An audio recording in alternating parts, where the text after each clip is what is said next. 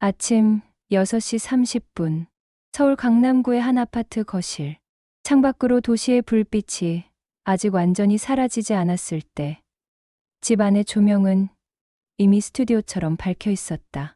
세 개의 링라이트가 흰색 배경 앞을 환하게 비추고 있었고, 거실의 중앙에는 정교하게 설치된 카메라 2대가 삼각대 위에 고정되어 있었다. 한 대는 정면용, 다른 한 대는 측면용이었다. 마치 전문 방송국의 스튜디오처럼 설계되어 있었다. 그 사이 아침 햇살이 들어올 시간은 아직 멀었다. 하지만 인공광으로 인해 거실은 정오의 밝기를 유지하고 있었다. 가구들도 모두 촬영 배치로 정렬되어 있었다. 식탁은 거실 중앙에서 카메라가 가장 잘 볼 수 있는 각도로 배치되어 있었고, 배경이 될 벽에는 예쁜 포스터와 아이의 사진들이 액자에 담겨 붙어 있었다. 모든 것이 프레임 내에 들어올 수 있도록, 모든 것이 보기 좋게 배치되어 있었다. 정유진이 거실에 나타난 것은 6시 40분이었다. 8살 된 아이의 얼굴은 여전히 수면이 덜 깬 상태였다. 눈이 완전히 떠 있지 않았고, 입술에는 얕은 졸음의 자국이 남아 있었다. 작은 모음 위의 파란색 잠옷은 어제 촬영을 위해 미리 준비된 것이었다. 잠옷도 콘텐츠의 일부였다. 예쁘고 통통하고 카메라에 잘 나올 수 있는 파란색 잠옷. 아이의 엄마 박수미는 벌써 화장을 끝낸 상태로 완벽하게 정돈된 메이크업으로 준비되어 있었다. 눈썹은 가늘고 정확했고, 입술은 따뜻한 베이지 톤이었다. 피부도 무해 보일 정도로 매끄럽게 정렬되어 있었다. 손에는 린스가 묻어 있었다. 유진의 머리카락을 빗어내고 있는 중이었다. 유진의 검은 머리카락을 부드럽게 하는 린스는 비싼 제품이었다. 채널 스폰서사의 제품이었다. 모든 것이 상업적 관계로 얽혀 있었다. 유진아, 다시 해보자. 아침에 일어날 때가 가장 반응이 좋아. 시청자들이 제일 좋아하는 거 알지? 엄마의 목소리는 밝았다. 밝지만 동시에 명령조였다. 그 안에 다정함보다는 지시사항이 담겨 있었다. 마치 감독이 배우에게 내리는 지시 같은 톤이었다. 유진은 고개를 끄덕였다. 말을 하지 않았다. 말을 할 필요가 없었다. 이것은 6시간에 한 번은 반복되는 과정이었다. 일어날 때, 밥 먹을 때, 학교 가기 전, 학교에서 돌아올 때, 저녁밥 먹을 때, 자기 전. 매일이 같았다. 매일이 다시 같았다. 유진의 인생은 반복의 연속이었다. 박수미는 유진을 카메라 앞에 서게 했다. 유진의 작은 손을 잡고 거실 중앙에 표시된 스팟으로 이끌었다. 삼각대에 고정된 카메라 렌즈는 동공 같았다. 검은 렌즈가 유진을 빨아들이려는 듯 무한한 공허함을 가지고 있었다. 엄마가 손을 쳤다. 촬영 시작을 알리는 신호였다. 이 신호는 유진의 얼굴이 변하는 신호였다. 자, 유진이가 일어나 봤어요. 우리 유진이는 매일 아침 6시 반에 일어나요. 정말 부지런하지요? 유진이는 지금 뭘 했을까요? 박수미는 카메라를 향해 말했다. 그녀의 목소리는 마치 라디오 진행자 같았다. 높고 분명하고 과장된 톤이었다. 마치 자신이 아닌 누군가 다른 인물인 것처럼 연기하고 있었다. 그것은 프로페셔널하고 매력적이었다. 하지만 그것은 거짓이었다. 유진은 엄마 곁에 서 있었다. 엄마의 손이 자신의 머리를 치켜 올렸다가 내렸다. 그 동작은 한 번이 아니라 여러 번 반복되었다. 정확히 3번. 카메라의 다양한 각도를 위해 유진의 입가에 힘을 주어 웃음을 만들었다. 손가락으로 아이의 양옆 입꼬리를 밀어 올렸다. 물론 유진은 저항하지 않았다. 저항하는 법을 배우지 못했다. 엄마는 카메라를 향해 웃는 딸을 보여줬다. 마치 새장 안의 새를 보여주듯이. 우리 유진이 얼굴 봤어요? 오늘도 정말 기분 좋네요. 아침부터 반짝반짝해요. 유진의 얼굴에는 웃음이 있었다. 하지만 그 웃음은 얼굴의 아래쪽에만 있었다. 입 양쪽의 근육만이 위로 당겨져 있었다.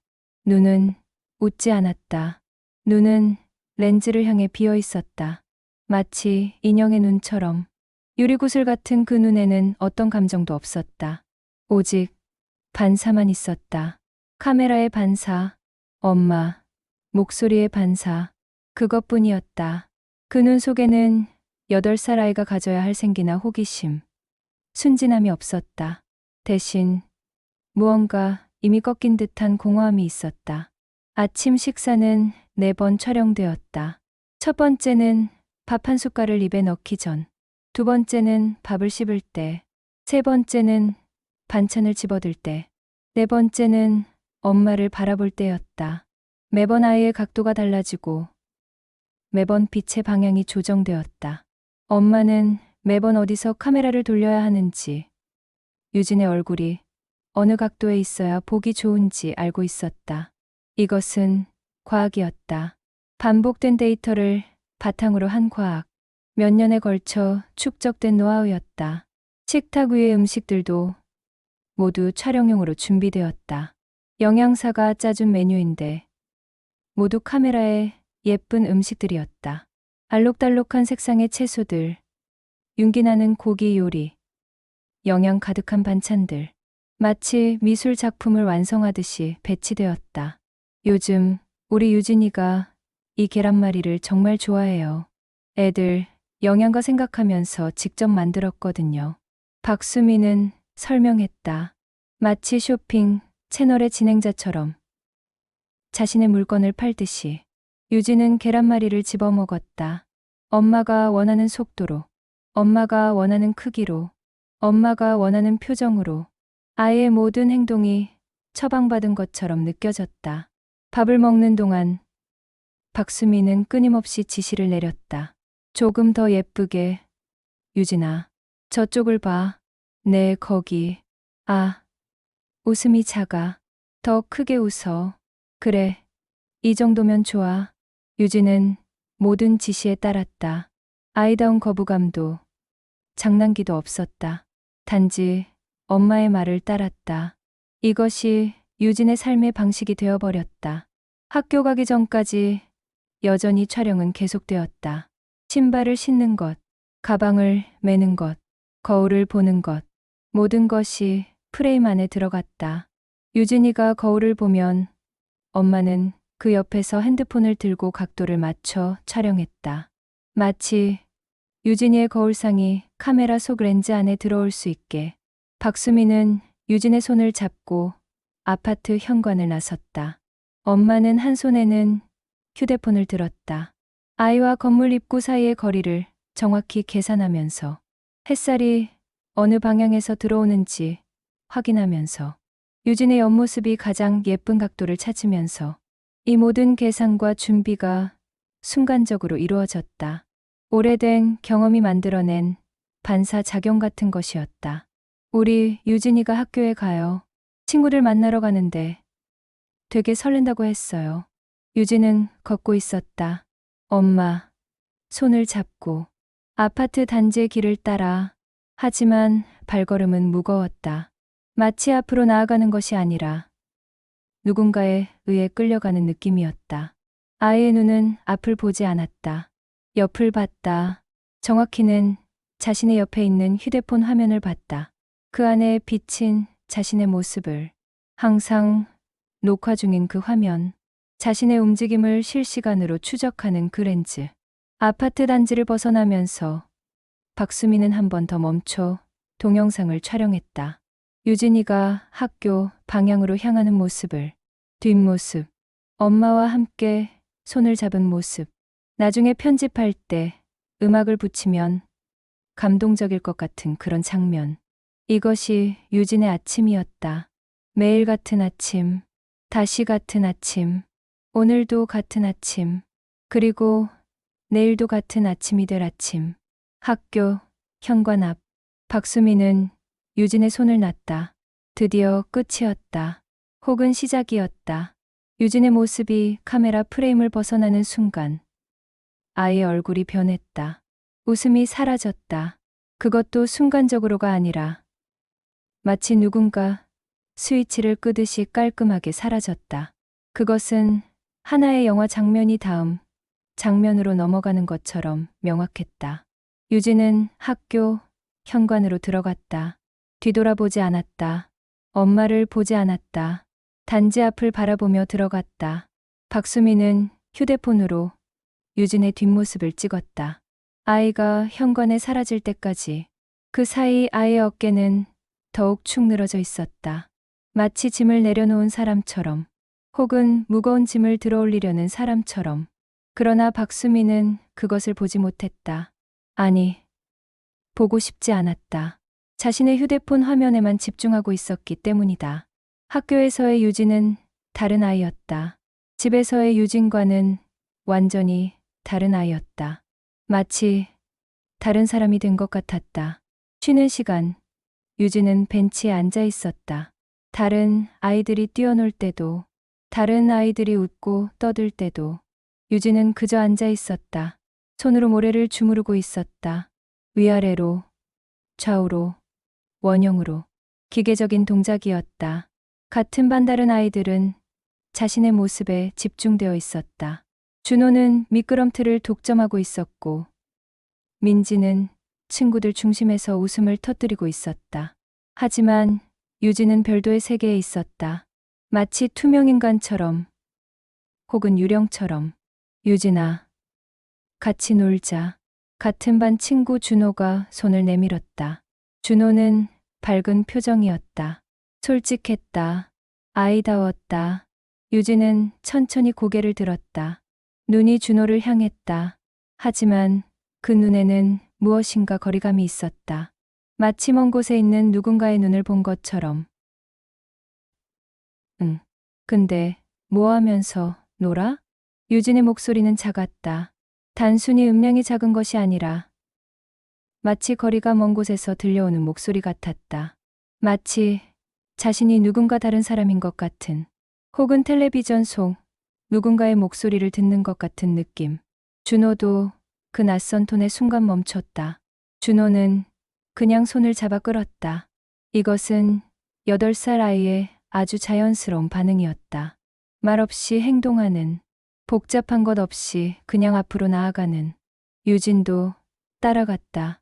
놀아야 하니까, 혹은 따라가야 하니까, 선택의 여지가 없으니까. 유진은 놀이터에서 준호와 함께 미끄럼틀을 탔다. 하지만 그 얼굴에는 어떤 즐거움도 없었다. 기쁨도 없었다. 단지 신체가 미끄럼틀을 탔을 뿐이었다. 입가에는 웃음이 있었지만 그것은 준호를 위한 웃음이었다. 자신을 위한 것이 아니었다.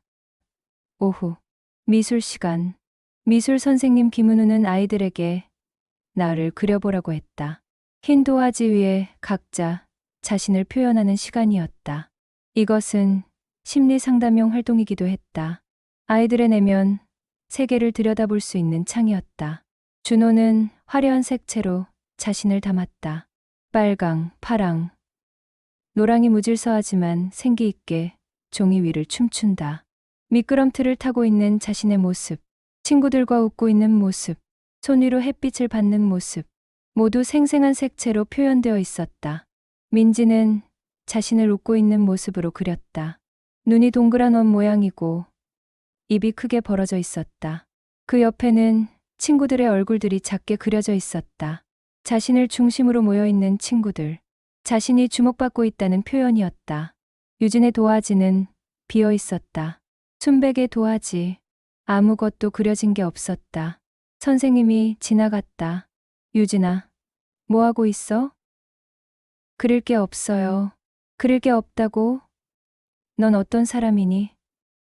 그 너를 그려봐. 유진은 고개를 숙였다. 손에 들린 크레용이 떨렸다. 아주 미세하게. 아무도 눈치채지 못할 정도로. 하지만 그 떨림은 분명했다. 작은 몸에 작은 손이 드러내는 커다란 불안. 유진은 작은 목소리로 중얼거렸다. 정말로 작은 목소리로.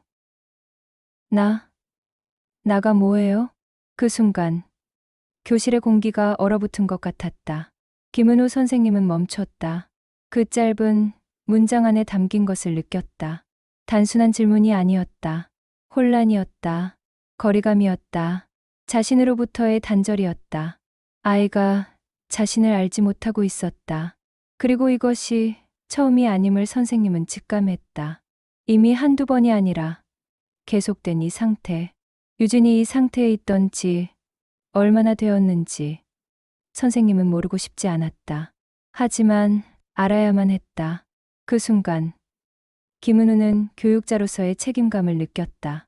단순한 미술 시간이 아닌 무언가 더 심각한 문제의 신호를 받아들였다.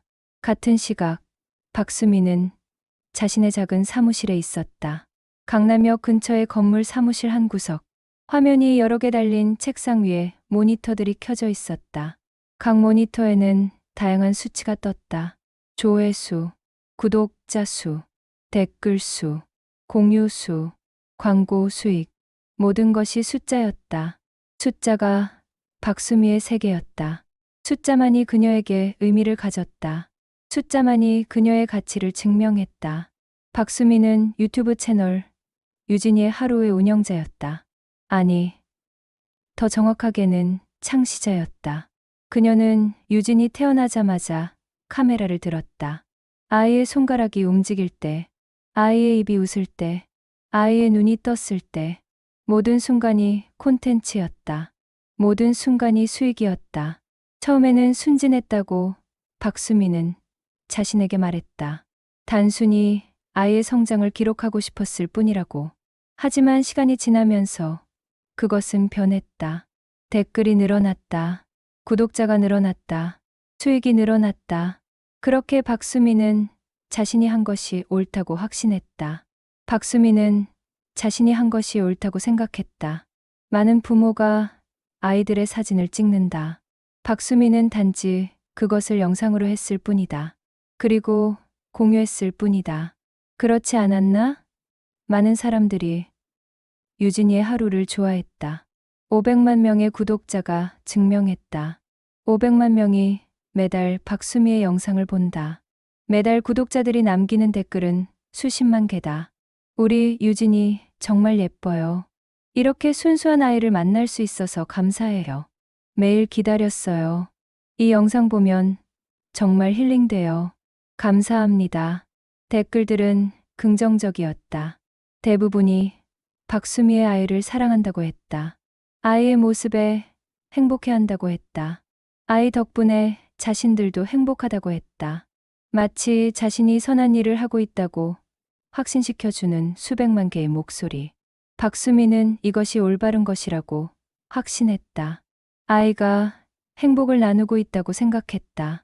아이가 누군가의 삶에 긍정적인 영향을 주고 있다고 생각했다. 그리고 그 행복의 대가로 박수미는 충분한 수익을 얻고 있었다. 월 광고 수익만 해도 5천만 원을 넘었다. 여기에 협력사 광고, 스폰서십을 더하면 월 수익은 1억을 훨씬 넘었다. 때로는 2억을 넘기도 했다. 박수미는 이 수익 없이 살 수 없었다. 그리고 이것은 사실이었다. 그녀는 정규직 경험이 없었다. 고등학교를 졸업하고 바로 영상 크리에이터로 시작했다. 처음에는 수익이 거의 없었다. 몇 년간은 아르바이트로 생활비를 벌었다. 편의점 야간 알바, 카페 아르바이트, 배달일 등 온갖 종류의 저임금 일을 했다. 하지만 유진이 태어난 후 모든 것이 달라졌다. 아이는 약이었다. 사람들이 아이를 사랑했다. 아이의 순수함이 무엇인지 몰랐던 박수미에게 아이는 황금알을 낳는 거이었다. 마법의 지팡이였다. 모든 것을 바꿔주는 열쇠였다. 박수미는 모니터를 봤다. 오늘 아침 영상의 조회수가 실시간으로 올라가고 있었다. 이미 10만 조회를 넘어섰다. 이 정도면 좋은 성과였다. 하루에 100만을 넘어가면 더욱 좋겠지만 요즘은 10만에서 20만이 정상이었다. 한때는 매일 50만을 넘기던 때도 있었다. 하지만 요즘의 알고리즘은 냉정했다. 박수미는 SNS를 켰다. 트위터, 인스타그램, 틱톡, 모든 곳에 유진의 영상이 공유되고 있었다. 사람들이 박수미를 태그하고 댓글을 남기고 공유하고 있었다. 이 아이 봤어? 정말 천사 같아. 매일 보고 싶은 아이. 육아 팁 얻으려고 봤는데 그냥 아이가 예뻐서 계속 봐요. 저도 이런 엄마가 되고 싶어. 이렇게 열심히 키우는 엄마. 박수미는 스크린 앞에서 웃었다. 마치 자신이 칭찬받고 있는 것처럼 느껴졌다. 아니, 실제로 칭찬받고 있었다. 이것이 성공이었다. 이것이 그녀가 원하던 것이었다. 모든 고민은 이 순간 앞에서 정당화되었다. 하지만 그 웃음은 오래 가지 않았다. 전화가 울렸다. 학교였다. 화면에 학교라고 표시되었다. 박수미의 표정이 일순간 경직되었다. 이연지 선생님은 학교에서 박수미에게 전화를 했다. 오후 4시. 아이들이 가는 시간. 학교의 책상 위에서 미술 시간 이후 몇 시간이 흐른 시점이었다. 안녕하세요. 박수미 학부모님이신가요? 네. 그런데요. 혹시 유진이가? 박수미의 목소리에는 불안함이 없었다. 오히려 바쁜 톤이었다. 마치 긴급하지 않은 일상적인 전화처럼 대하고 있었다. 자신의 일정이 더 중요한 것처럼. 지금 상담할 시간이 가능하실까요? 유진이에 대해 얘기하고 싶은 게 있어서요. 상담이요? 뭐 문제가 있나요? 유진이가 다른 아이들 방해했어? 박수미의 질문에는 그 정도의 관심도 없어 보였다. 마치 형식적인 질문처럼. 이연지는 한숨을 쉬고 싶었다. 깊은 한숨. 하지만 누르고 있었다. 아이를 위해 문제라기보다는 아이의 상태에 대해 얘기하고 싶어요. 언제 시간 되세요? 아, 저 지금 바빠서요. 주말에는 촬영이 많고 평일에도 일정이. 박수미의 거절은 자동 응답 같았다. 마치 미리 준비된 핑계처럼. 내일이라도 잠깐만 만날 수 있을까요? 이연지의 목소리에는 다급함이 들어있었다. 더 이상 미룰 수 없다는 절박함이 있었다. 알겠습니다. 내일 저녁 6시는요? 박수미는 대답했다. 하지만 그 목소리에 진지함은 없었다. 마치 일정을 조율하는 것처럼 말했다. 또 다른 업무 중 하나 정도로. 네. 감사합니다. 내일 6시에 뵙겠습니다. 이연지는 전화를 끊었다. 이튿날 오후 6시. 학교의 작은 상담실. 박수미는 이연지 선생님 맞은편에 앉았다. 박수미의 핸드백에는 고급 브랜드 로고가 새겨져 있었다. 구찌, 루이비통, 명품. 박수미는 자신의 성공을 옷과 액세서리로 표현하고 있었다. 손목에는 비싼 시계가 있었다. 시계의 표면이 반짝거렸다. 손톱은 완벽하게 관리되어 있었다. 네일 아트가 되어 있었다. 마치 자신도 연기 상태에 있는 것처럼. 반면 이연지 선생님은 소박했다. 단정한 회색 옷, 특별한 장식이 없는 목걸이, 거의 화장이 없는 얼굴. 하지만 그 눈은 밝았다. 교사로서의 책임감이 번쩍이고 있었다. 요즘 유진이가 학교에서 어떻게 지내는지 보셨나요? 이연지가 먼저 입을 텄다. 수업도 잘하고 친구들이랑도 별로 문제없이 지낸다고 해요. 박수미는 대답했다. 하지만 그 대답에는 확실한 근거가 없어 보였다. 마치 누군가에게서 들은 것처럼. 실은 그게 아니라. 이연지는 조심스럽게 말을 시작했다. 각 단어를 신중하게 선택하면서. 아이가 요즘 좀 이상한 패턴을 보이거든요. 쉬는 시간에 혼자 앉아만 있고 친구들과 충분히 상호작용하지 않는다거나, 그리고 아침에 엄마 앞에서는 완전히 다른 아이인 것 같고. 박수미의 얼굴이 굳었다. 마치 누군가가 자신을 고발하는 것처럼 느껴졌을 것이다. 다른 아이라니요? 네. 아침에 오실 때는 되게 밝고 명랑한데 학교에 들어가는 순간 표정이 완전히 달라져요. 마치 누군가 다른 아이처럼. 이중인격처럼요. 이연지는 계속했다. 신중하면서도 직설적으로. 그리고 미술 시간에 나를 그려보라고 했을 때 아이가 한 말이 나가 뭐해요? 라고 물었어요. 박수미는 답변을 하지 않았다. 침묵이 흘렀다. 흰색의 벽을 보는 침묵. 이건 단순한 창의력 부족이 아니라 아이가 자신의 정체성을 명확히 인식하지 못하고 있다는 신호일 수 있어요. 심리 발달 단계에서 매우 중요한 시기거든요. 이현지는 심리상담 자격증을 가지고 있었다. 이것은 단순한 선생님의 우려가 아니었다. 전문가의 우려였다. 아, 근데 선생님, 박수미가 입을 열었다. 마치 자신을 변호하듯이. 유진이가 집에서는 아주 활발해요. 정말 생기 있고 명랑하니까요. 유튜브도 봐보시면 이것은 박수미의 관점일 뿐이었다. 박수미의 카메라 앞에서의 유진이 활발해 보였기 때문이다. 하지만 그것이 실제 활발함인지 아니면 연기인지 박수미는 생각해 본 적이 없었다. 아니, 생각하지 않으려고 했다. 그렇다면 더욱 이상한 거예요.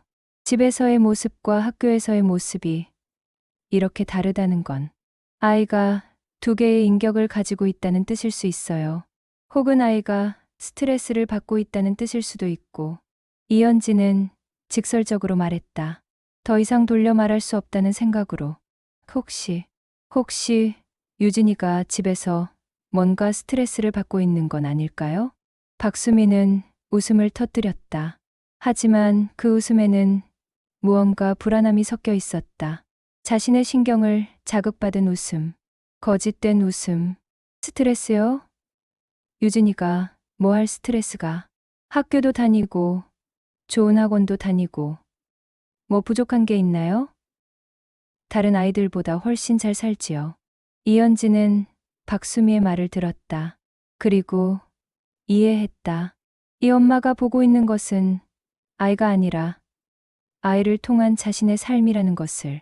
아이의 물질적 풍요로움이 곧 아이의 행복이라고 생각하는 것을. 자신의 성공이 곧 아이의 성공이라고 생각하는 것을. 박수미 어머님, 혹시 유진이가 유튜브에 나가고 있지 않으신가요? 침묵이 흘렀다. 오래된 침묵, 가득한 침묵. 네, 맞습니다. 박수미가 마침내 인정했다. 마치 자신의 죄를 인정하는 것처럼. 얼마나 자주요? 매일이요. 아침, 점심, 저녁. 거의 매일 촬영을 하고 있어요. 주말도 포함해서요. 이현지는 깊게 숨을 쉬었다. 전문가로서 이미 알고 있던 사실이지만 직접 확인된 것은 다른 느낌이었다. 그럼 아이가 화면 밖에서 아이 자신의 시간을 얼마나 가지고 있나요? 부모로서의 관심 없이 단순히 아이로서 존재하는 시간 말이에요. 박수미는 대답하지 않았다. 왜냐하면 그런 시간이 거의 없었기 때문이다. 카메라를 끄는 순간도 박수미는 빠르게 다음 촬영을 계획했다. 언제 어디서 어떻게 촬영할지를 생각했다. 유진이와 함께하는 시간이 아니라 콘텐츠 기획 시간이었다. 박수미 어머님, 아이들은 자신의 정체성을 형성하는 시기에 있어요. 특히 8살이라는 나이는 정말 중요한 시기예요. 이때 아이가 항상 카메라 앞에 있으면서 행동 하나하나가 관찰 대상이 되면 아이는 자신이 누구인지 잊어버릴 수 있어요. 아이가 카메라 앞의 모습이 자신의 모습이라고 생각하게 될 수 있어요. 이현지는 가장 간단하고 명확하게 말했다. 전문가의 경험을 담아서. 지금 유진이가 그런 상태예요. 아이가 혼란스러워하고 있어요. 박수미의 얼굴이 창백해졌다. 마치 누군가 자신의 가슴을 꾹 내려친 것처럼. 박수미는 학교에서 나왔다. 휴대폰을 보니 이미 오후 6시 30분이었다. 예정된 촬영 시간을 넘겼다. 박수미는 서둘렀다. 유진이의 피아노 학원에 가기 위해. 아니다. 멈췄다. 박수미는 자동차 시트에 앉아 있었다. 엔진을 켜지 않았다. 그냥 앉아 있었다. 나가 뭐해요? 그 목소리가 자꾸만 반복되었다. 자신의 머릿속에서 8살 딸의 목소리로. 박수미는 운전을 했다. 하지만 피아노 학원으로 가지 않았다. 집으로 갔다. 일주일이 지났다.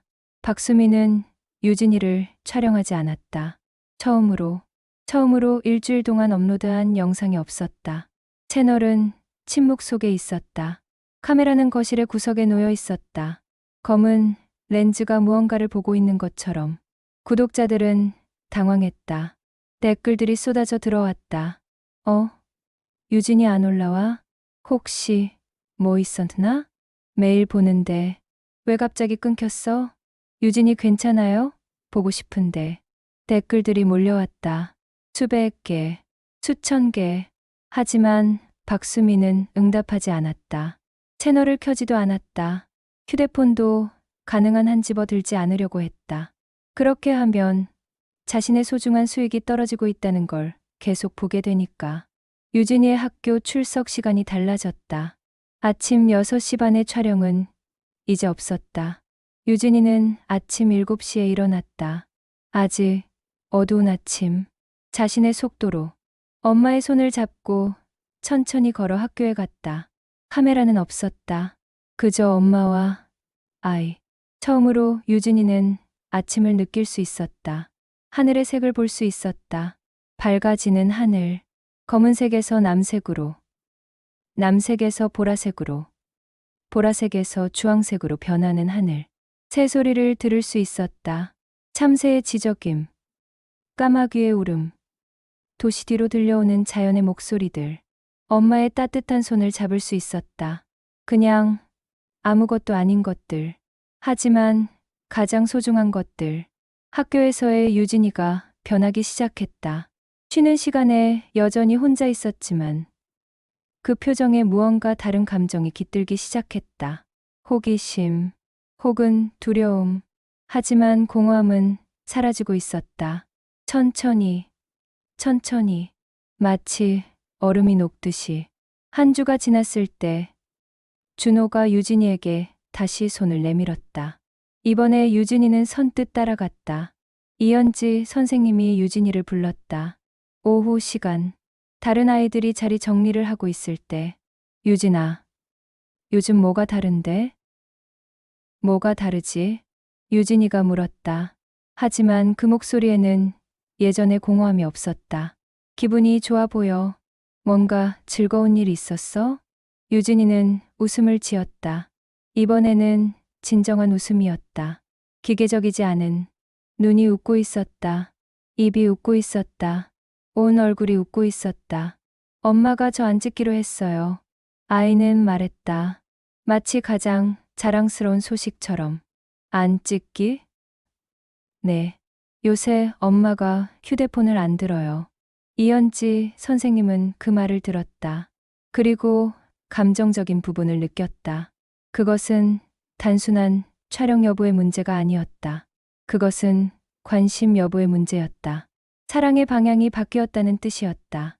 엄마가 카메라를 내려놓았다는 것은 유진이를 카메라라는 매개체가 아닌 직접 자신의 눈으로 보기 시작했다는 뜻이었다. 자신의 감정으로 바라보기 시작했다는 뜻이었다. 선생님은 가슴이 뭉클해졌다. 교사로서 오래 본 아이들의 변화 중에서도 가장 빠른 변화였다. 박수미는 여전히 매일 아침 일어났다. 하지만 이제 카메라는 들지 않았다. 대신 유진이의 손을 잡았다. 그리고 함께 아침을 했다. 조용히, 천천히, 서두르지 않게, 마치 처음 아침을 맞이하는 것처럼. 밤 10시, 박수미는 침실에서 혼자 앉아 있었다. 창밖으로 서울의 야경이 펼쳐져 있었다. 이현지 선생님의 말들이 자꾸만 떠올랐다. 아이가 자신이 누구인지 잊어버릴 수 있어요. 박수미는 그 말 속에서 자신의 모습을 보았다. 자신도 한때 유진이처럼 어렸다. 자신도 한때 카메라 앞에 있었다. 단지 그 카메라가 영상이 아니라 사진기였을 뿐. 박수미의 어머니는 사진작가였다. 아니, 정확히는 아마추어 사진작가였다. 박수미가 태어난 1990년대. 아직 디지털 카메라가 대중적이지 않던 시절이었다. 필름 카메라가 주류였다. 하지만 박수미의 어머니는 카메라를 손에서 놓지 않았다. 마치 자신의 일부인 것처럼, 마치 카메라가 없으면 자신의 정체성이 사라질 것 같은 그런 집착. 박수미의 어린 시절은 사진이었다. 백일 사진, 돌사진, 생일 사진, 행사 사진. 카메라 렌즈 뒤에서 박수미의 어머니는 거의 모든 것을 촬영했다. 그리고 그 사진들을 친구들에게 자랑했다. 스튜디오에 가서 뽑은 사진들을 액자에 넣어 거실에 붙이고, SNS가 없던 시대의 인화한 사진들을 이웃에게 들고 다니며 보여주었다. 봐. 우리 미미 얼마나 예쁜데? 이 눈 봐. 정말 영리해 보이지? 박수미의 어머니는 자신의 딸을 통해 자신을 드러냈다. 딸의 아름다움이 곧 자신의 아름다움이었다. 딸의 능력이 곧 자신의 능력이었다. 마치 자신이 아이를 만들어낸 예술 작품이라고 생각하는 것 같았다. 박수미는 학교 다닐 때도 엄마의 특별한 아이였다. 반그부들의 환호 속에서, 선생님들의 관심 속에서 항상 주목의 대상이었다. 하지만 그것이 축복이었는지 저주였는지 박수미는 구분할 수 없었다. 주목받는 것이 좋은 감정도 했고 무서운 감정도 했다. 하지만 어떤 감정도 표현할 수 없었다. 왜냐하면 카메라가 자신의 모든 표정을 기록하고 있었으니까. 고등학교 1학년 때 박수미는 엄마에게 이렇게 물었다. 처음으로 직접적인 질문을 던졌다. 엄마, 나 없으면 뭐해? 엄마는 나 때문에 이렇게 사는 거야? 박수미의 어머니는 대답하지 않았다. 단지 카메라를 들었다. 아무 말도 없이. 그것이 가장 명확한 답변이었다. 그 순간 박수미는 알았다. 자신이 존재한다는 것은 카메라 렌즈에 잡혀야 한다는 뜻이었다. 그리고 이 사실이 자신을 얼마나 많이 지쳤는지 깨달았다. 지쳐 있었던 것 같았다. 그러고 보니 자신은 항상 지쳐 있었던 것 같았다. 지금 박수미는 자신의 어머니처럼 되어 있었다. 유진이를 통해 자신을 드러내고 있었다. 유진이의 아름다움을 통해 자신의 성공을 확인하고 있었다. 같은 악순환을 반복하고 있었다. 박수미는 거울을 봤다. 거울 속의 자신은 어른이었다. 얼굴에는 나이가 묻어 있었다. 팔자주름이 깊어져 있었고 눈 아래는 처진 부분이 있었다. 하지만 눈에는 여전히 어린 박수미가 있었다. 카메라 앞에서 웃기를 강요당하던 그 어린 박수미가, 자신이 누구인지 알 수 없던 그 공포스러운 어린 박수미가. 그 순간 박수미는 울었다. 처음으로, 오랜만에. 그렇게 울어본 적이 없을 정도로 울었다. 한 달이 지났다. 박수미는 유튜브 채널을 폐쇄하지는 않았다. 하지만 업로드 빈도를 줄였다. 일주일에 한 번. 그리고 그 영상들 속에는 더 이상 유진이의 일상만이 담겨 있지 않았다. 박수미는 영상의 주제를 바꿨다. 아이를 기르면서 배운 것들이라는 새로운 채널 시리즈. 그 속에는 유진이의 이야기가 있었지만 유진이의 얼굴이 아니라 부모로서의 반성과 성장이 담겨 있었다. 유진이가 나올 때도 뒷모습만 나왔다. 혹은 팔뚝 정도, 결코 얼굴이 아닌 신체 부위만. 많은 부모들이 아이를 자신의 연장으로 생각합니다. 저도 그랬거든요. 하지만 아이는 별개의 인간입니다. 아이는 아이의 고유한 정체성을 가지고 있는 완전한 인간입니다. 박수미는 카메라를 향해 말했다. 그리고 이번엔 그 말이 마음에서 나오는 말이었다. 연기가 아니라 진심이었다. 예상과 달리 그 영상들의 조회수와 댓글은 줄어들지 않았다. 오히려 어떤 측면에서는 증가했다. 다만 다른 종류의 구독자들이 모여들었다. 자신의 양육 방식에 대해 고민하는 부모들, 자신의 과거를 반영해보는 사람들, 진정한 메시지를 찾는 사람들. 이 영상 정말 감동했어요. 제 아이도 요즘 유튜브에 자꾸 올리려고 해서 고민이었는데 이 말씀을 듣고 다시 생각해 보겠습니다. 엄마로서의 성장이 보여서 정말 좋습니다. 이런 용기 내주셔서 감사합니다. 이 채널 정말 다르네. 아이의 얼굴을 감추면서까지 전하고 싶은 메시지가 뭔가 있는 느낌. 정말 좋습니다. 유진이의 하루는 이제 카메라에 담기지 않았다. 아침은 조용했고, 학교는 학교였고, 학원은 학원이었다. 그리고 저녁은 엄마와 함께하는 시간이었다. 특별한 시간이 아닌 일상적인 시간이 되었다. 밤 8시. 박수미와 유진이는 베란다에 앉아 있었다. 별을 보고 있었다. 아무 말도 하지 않고 단지 함께 있는 것만으로도 충분한 그런 시간. 엄마, 유진이가 먼저 입을 열었다. 그 목소리가 예전과 다르다는 것을 느낄 수 있었다. 훨씬 밝았다. 훨씬 생생했다. 응, 나 뭐예요? 박수미의 가슴이 철렁했다. 하지만 이번엔 다른 방식으로 대답했다. 그동안 생각해온 대답을 이제 말할 시간이었다. 넌 유진이야. 그리고 넌 나의 딸이고, 학교의 학생이고, 친구들의 친구이고, 미술반의 부회장이고, 그래도 가장 중요한 건 너 자신이야. 넌 그냥 유진이면 돼. 더도 덜도 아니고, 누군가의 기대를 충족하는 아이가 아니라, 그냥 유진이. 엄마, 딸 유진이. 유진이는 엄마의 말을 들었다. 그리고 웃음을 지었다. 이번엔 진정한 웃음. 구속 없는 웃음. 순수한 웃음. 엄마, 내일도 나 촬영 안 할 거지? 그 질문 속에는 아직 약간의 불안이 있었다. 혹시 또다시 카메라가 들려올까 하는 불안. 박수미는 웃음을 지었다. 그리고 대답했다. 응. 내일도 너는 그냥 유진이면 돼. 뭔가를 보여주거나 누가 봐주는 아이가 아니라 그냥 유진이. 박수미는 딸의 손을 잡았다. 카메라 없이, 녹화 없이, 단지 엄마와 아이의 손이 만나고 있었다. 그것이 가장 아름다운 순간이었다. 1년이 지났다. 박수미의 유튜브 채널은 지금 10만 명의 구독자를 가지고 있었다. 예전에 500만에서 많이 줄었다. 구독자가 떨어져 나갔다. 일일 조회수도 큰 폭으로 감소했다. 월 수익은 과거의 10분의 1 정도로 줄어들었다. 하지만 남은 구독자들은 박수미의 진정성 있는 이야기에 귀를 기울이고 있었다. 특히 자신의 양육 방식에 대해 고민하는 부모들이 많았다. 박수미는 이전 수익의 손실에 대해 처음에는 불안해했다. 하지만 시간이 지나면서 다른 종류의 만족감을 느끼기 시작했다. 돈으로는 환산할 수 없는 그런 만족감. 유진이는 9살이 되었다. 생일 파티는 화려하지 않았다. 엄마와 아이 둘이서 아이가 좋아하는 카페에서 아무도 촬영하지 않았다.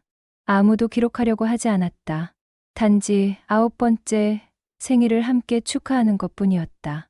학교에서는 유진이가 미술반의 부회장이 되었다. 자신의 감정을 그림으로 표현하는 것을 배웠다. 선생님은 유진이의 변화를 더욱 명확히 지켜볼 수 있었다. 도화지에 그려지는 그림들이 예전의 공허함이 아니라 생생한 감정으로 가득 차 있었다. 피아노는 여전히 배웠지만 이제 본인의 속도로 배웠다. 엄마의 강요가 아니라 자신의 원함으로. 박수미는 유진이가 피아노를 못 쳐도 괜찮다고 했다. 혹은 잘 못 쳐도 괜찮다고 했다. 중요한 건 능력이 아니라 과정이라고 했다. 마치 자신이 놓쳤던 그것을 이제 이해하려는 것처럼. 박수미는 여전히 영상 미디어 크리에이터였다. 하지만 이제 그것이 자신의 모든 것이 아니었다. 엄마이면서 동시에 한 인간으로서, 한 여인으로서 딸의 성장을 보여주는 것도 중요했지만 딸을 있는 그대로 바라보는 것이 더 중요했다. 딸의 행복이 자신의 성공의 척도가 아니라 딸의 진정한 행복이 모든 것이라는 걸 깨달았다. 어느 날 오후 박수미와 유진이는 카페에 앉아 있었다. 아무도 그들을 촬영하지 않았다. 아무도 그들의 모습을 관찰하지 않았다. 단지 엄마와 딸이 함께하는 시간이었다. 핫초콜릿을 마시며 케이크를 나눠 먹으며 엄마, 나 커서 뭐 될 것 같아? 유진이가 물었다. 박수미는 천천히 대답했다. 모르겠어. 넌 뭐 되고 싶은데? 아직 모르겠어. 근데 뭐가 되든 나는 나고 싶어. 그냥 나. 유진이. 박수미의 눈에는 눈물이 맺혔다. 행복해서 흘리는 눈물이었다. 그 단순한 문장이 모든 것을 의미했다. 그래. 넌 그냥 너면 돼. 유진이면 돼. 그게 가장 좋아. 엄마는 지금의 너. 이 모습의 너가 제일 좋아. 유진이는 엄마의 손을 잡았다. 카메라 없이, 녹화 없이, 단지 엄마와 딸이 손을 잡은 그 순간. 그 순간이 가장 아름다웠다. 여름방학이 되었다. 학교의 미술실은 텅 비어 있었다. 하지만 미술 선생님 김은우는 학기 말 평가 영상을 편집하고 있었다. 그중 한 자료가 있었다. 아이들이 자신을 그렸을 때의 변화라는 주제로 학기 초와 학기 중 그리고 학기 말에 그림 변화를 담은 영상. 영상의 처음은 초반 유진이의 흰 도화지였다. 아무것도 없는 도화지. 완전한 공백. 그리고 아이의 절박한 목소리. 나가 뭐예요? 화면에는 그 질문을 적어 넣었다. 큰 활자로, 진빨간색으로. 하지만 영상의 마지막은 달랐다. 유진이가 다시 도화지를 펴는 장면. 새로운 도화지. 이번엔 초록색 연필을 들었다. 나무. 간단한 나무 그림. 하지만 그 나무 아래에는 무언가 있었다. 작은 손가락 모양의 그림들. 많은 사람들의 손가락 모양. 그리고 그 아래에는 글씨가 적혀 있었다. 또 다른 아이의 손으로 쓴 글씨처럼 보이는 그것. 나는 나예요. 정말 간단한 문장. 하지만 그 안에 담긴 확신은 아주 강했다. 자신을 찾은 아이의 확신. 이 영상은 학교의 심리 교육 자료로 사용되었다. 부모들과 교육자들을 위한 교재로. 그렇게 유진이의 변화 이야기는 또 다른 형태의 콘텐츠가 되었다. 하지만 이번에는 다른 아이들을 돕기 위한 콘텐츠였다. 1년 반이 지났다. 박수미는 여전히 유튜브 채널을 운영하고 있었다. 하지만 이제는 다른 사람이 되었다. 영상을 보는 사람도 다르다. 채널도 다르다. 채널 이름도 바꿨다. 유진이의 하루에서 성장하는 엄마의 일상으로. 구독자도 10만 명에 머물러 있다. 하지만 그 10만 명은 박수미의 진정한 팬들이었다. 자신의 실수를 인정할 수 있는 엄마를 응원하는 사람들이었다. 박수미는 또 다른 프로젝트를 시작했다. 미디어 리터러시 교육. 아이를 가진 부모들을 위한 강연. SNS 시대. 어떻게 아이를 키울 것인가 라는 주제의 강의. 자신의 실수를 타인의 교훈으로 바꾸는 작업. 저는 5년을 잃었습니다. 제 딸과 함께하는 5년을. 카메라를 통해서만 딸을 보았고 실제 딸의 모습을 보지 못했습니다. 아이를 단순히 기록의 대상이 아닌 감정을 가진 인간으로 봐야 합니다. 박수미의 강연은 감정적이었다. 하지만 그 감정이 거짓이 아니었다. 진정한 반성에서 나오는 감정이었다. 유진이는 여전히 음악을 하고 있었다. 하지만 이제는 피아노뿐 아니라 여러 악기를 시도했다. 불필요한 학원도 줄였다. 유진이가 원하는 것만 남겼다. 유진이의 목소리로 유진이가 원하는 것. 물론 모든 것이 순탄했던 것은 아니다. 수입이 급격히 줄어들면서 박수미는 경제적인 어려움을 겪었다. 명품, 가방과 비싼 시계는 팔았다. 아파트도 작은 곳으로 이사했다. 하지만 그 과정에서 박수미는 자유로움을 느꼈다. 더 이상 외적인 것으로 자신을 증명할 필요가 없다는 것을 깨달았다. 유진이도 그 변화를 받아들였다.